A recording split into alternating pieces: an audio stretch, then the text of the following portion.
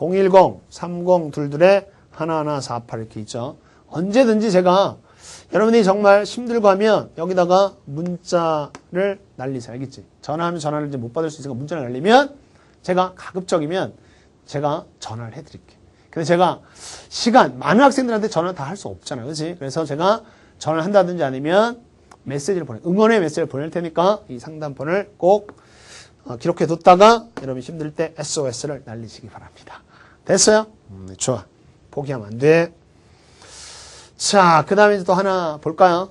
사전 질문에 또 많이 나왔던 질문 중에 하나가 뭐냐면 안정적인 고득점 전략 이건데 안정적인 고득점 30번 문제 풀기 위해서는 어떠한 노력을 해야 하나요?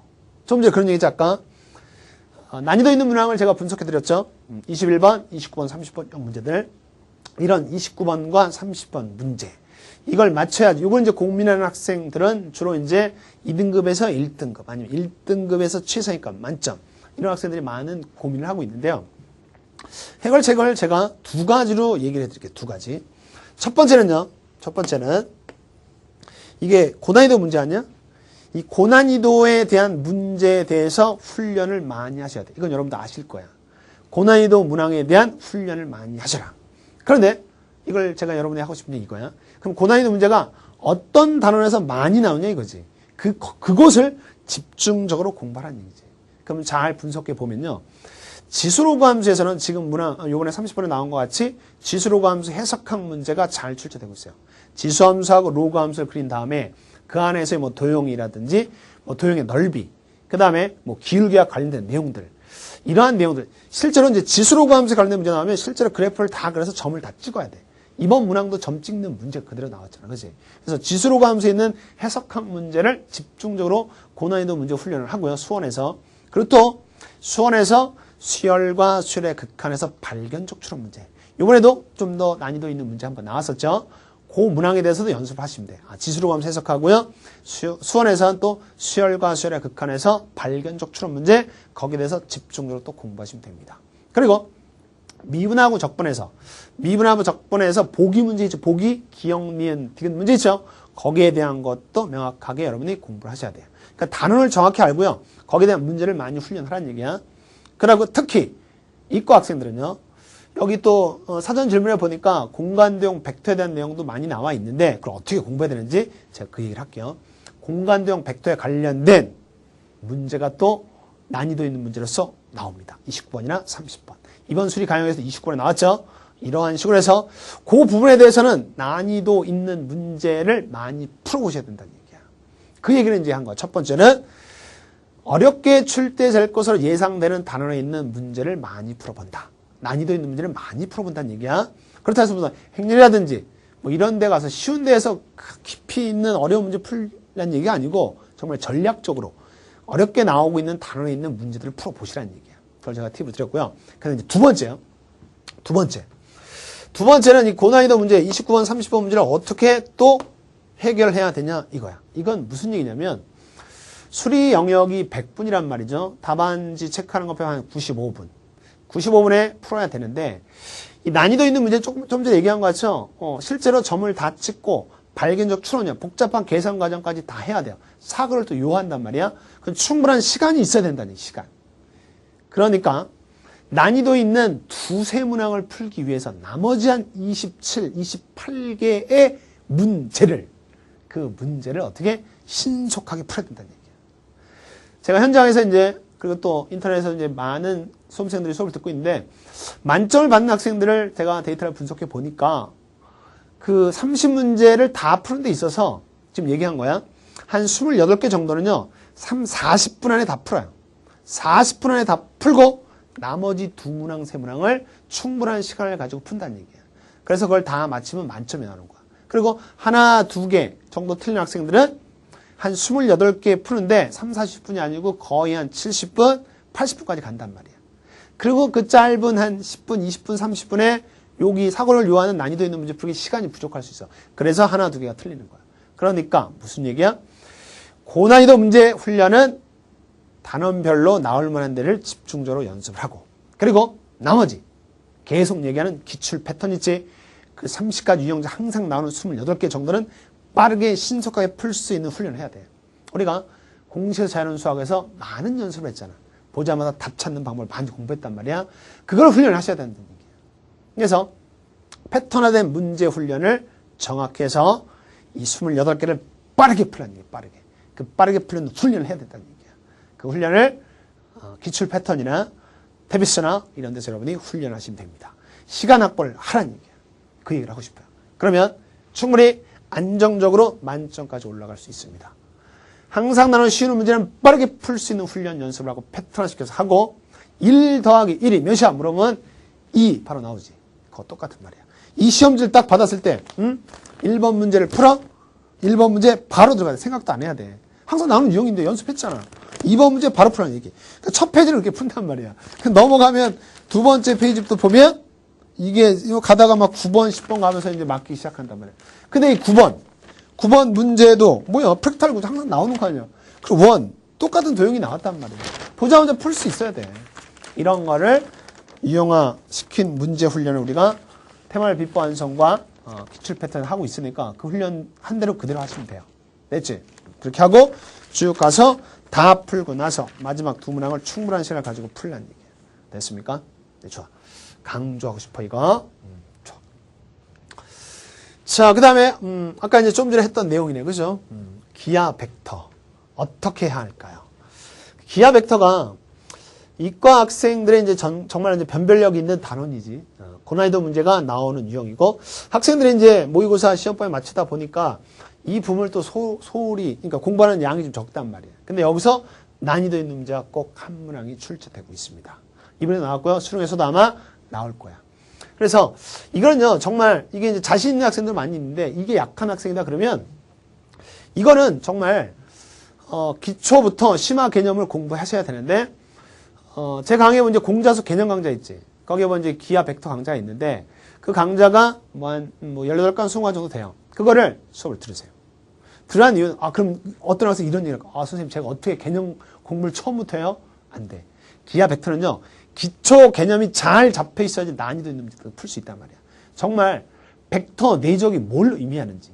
벡터 내적은 뭐 두 벡터 크기 곱하기 코사인 사이각이 아니고 한쪽 벡터를 다른 한쪽으로 정상 내렸을 때 그림자하고 그 선분의 길을 구하는 거야. 이 원리를 안다면 벡터 내적 문제를 정말 빠르게 풀 수 있어요. 고난이도 문제도 쉽게 풀 수 있다는 얘기야. 그러니까 기초적인 개념부터 잘 잡아야 돼. 그 개념 하나가 잡혀야지 고난이도 문제를 쉽게 우리가 잡아갈 수 있는 거야. 기하 벡터 어렵다 해서 문제 풀 때마다 어려우니까 해설 보고 다시 풀어보고 그 똑같은 문제는 안 나오잖아. 정확한 뿌리부터 쳐야 돼. 뿌리를 공부해야 돼. 뿌리. 그러니까 기하 벡터에 대해서 약한 학생들은 공자수, 기하 벡터 기초부터 심화 개념. 공자수가 수능에 나올 수 있는 모든 개념과 수능 필수 문제 다 다르잖아. 그 것만 제대로 잡는다고 해도 이 고난이도 문제를 정말 쉽게 해결할 수 있습니다. 됐어요? 자연계 학생들은 기하 벡터 어떻게 공부해야 되느냐? 이거는 기초부터 정확한 개념을 잡으라는 얘기야. 교과서에 나와 있는 그 개념이 아니고 그게 수학적으로 의미하는 개념을 잡아야 돼. 그걸 제가 수업 시간에 보여드리니까 그걸 공부하라는 얘기야. 그러면 기하 벡터 쉽게 접근할 수 있습니다. 됐습니까? 네, 좋아. 자, 그리고 그 다음에 볼 거는 이제 9월 모평 학습 전략 요거에 대한 내용을 할 건데요. 이거 하기 전에 실시간 댓글 올라온 거 좀 볼까요? 여기에 대해서 이제 제가 답변할 수 있는 거 있으면 답변을 해드리도록 하겠습니다. 자, 9월 20 이게 4일 23시 오픈인데 이 페이지가 안 열리네요. 이게 또 라이브니까 그런 재미가 있다, 그지? 이 새로 고침을 눌렀는데 이 페이지가 계속 안 나오네요. 이걸 좀 와서 좀 해주셨으면 하는데요. 라이브야. 이런 게 라이브야, 그지? 이게 새로 고치면 안 되네. 그렇죠? 네.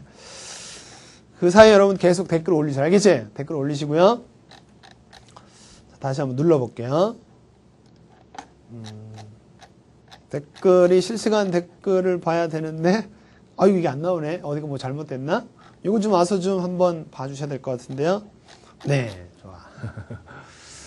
자, 그러면, 그건 잠시 후에 보도록 하고, 네, 그러면 볼까요? 9월 모평 이후 학습 전략. 여기에 대해서 한번 보도록 하겠습니다. 이게 좀 잘 안 되네요. 다시 한번 볼까요? 됐다고 사인이 들어왔는데, 실시간 댓글에서 이게 안 올라오네. 세로 고침. 그래도 안 올라오네요. 네. 자, 그거 하는 사이에 우리는 이걸 한번 보도록 하겠습니다. 잘 보세요. 자, 9월 목표유 학습 전략. 여기에 대해서 보도록 하겠습니다. 보니까 어떻게 써 있냐면 9월 목표유 수리 공부는 어떻게 하나요? 정말 중요하죠. 그렇지? 이것 때문에 우리가 이 자리에 여러분과 지금 만나고 있는 거. 그렇지? 그러면 제가 어느 정도의 개념은 잡혀 있는 것 같은데 여기서 개념을 완벽하게 할지 아니면 문제를 풀면서 개념을 잡아야 할지 고민하게 됩니다. 유수견 학생이 이렇게 올렸네요. 그치? 자, 여기에 대한 이제 등급별 학습 전략을 세우면서 제가 어떻게 이제 향후 공부해야 될 것인지 자세히 알려드릴게요. 네, 그 사이에 다시 한번 또 사인이 왔는데 한번 볼까요? 이게 오픈이 안 돼 있네요. 네. 네. 여러분도 답답해요? 안 올라오고 있습니다. 세로 고침이. 네. 자, 그러면 제가 이거 설명하는 사이에 아마 이게 다시 고쳐질 거야. 그렇죠? 한번 잘 보도록 하세요. 등급별 학습 전략. 이거 많이 봤을 거야. 그렇죠? 많이 봤을 거야. 잘 보면 1등급, 2등급, 3등급인데 우리가 이제 공자수 개념 강좌 아까 얘기했었죠? 이거를 우리가 계속해서 공부해 왔죠. 그지? 그리고 이게 이제 두 번째 문풀 강좌죠? 문풀 강좌로서 테비스. 그 다음에 패턴 15, 수능 기출 패턴 15에서 아까 제가 얘기했던 거죠. 기출 패턴. 그 다음에 이제 방삼. 수학 절대 포기하지 말라고 제가 강조했었죠. 강조했었고. 그 다음에 이제 볼 것은 뭐냐면 빅토리 파이널 시즌 1 개념 압축 강의. 이거에 대해서 제가 좀 얘기 좀 할게요. 이걸 지금 정말 많은 학생들이 수업을 듣고 있는데요. 이걸 먼저 얘기하자면 뭐냐면 이게 일명 이제 학생들이 그런 말도 많이 해요. 제가 수업 시간에 얘기해서 그런지 혼이 담긴 강좌라고. 그지? 혼이 담겼다고. 이게 정말 혼이 담긴 강좌야.